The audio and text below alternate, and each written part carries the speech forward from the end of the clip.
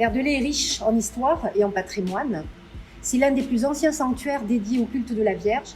Et Notre-Dame de Verdelais, consolatrice des affligés, reste un lieu de pèlerinage bien vivant.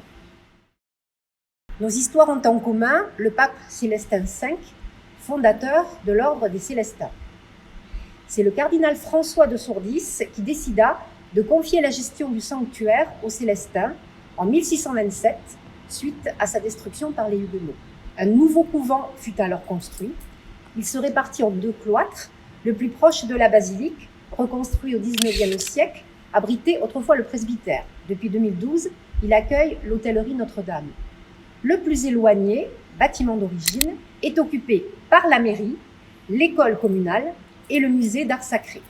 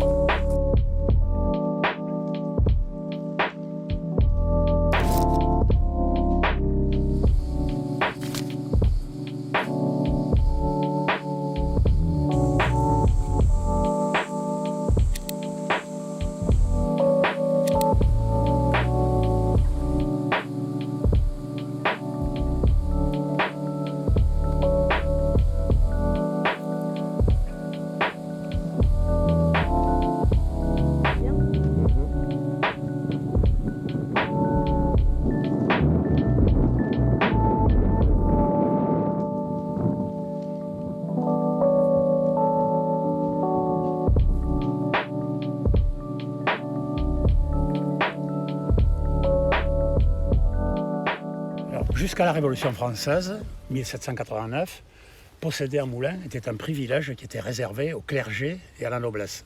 Donc les moulins étaient toujours, qu'ils soient à vent ou à eau, les moulins étaient toujours rattachés soit à un château, soit à un monastère.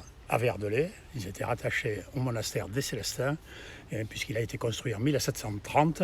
Et pour eux, c'était en fait une source de revenus. Il était loué à un meunier laïque, et les paysans avaient obligation d'aller faire moudre au moulin, et le meunier prélevait une part de la récolte pour assurer sa subsistance et pour payer le loyer aux moines célestins.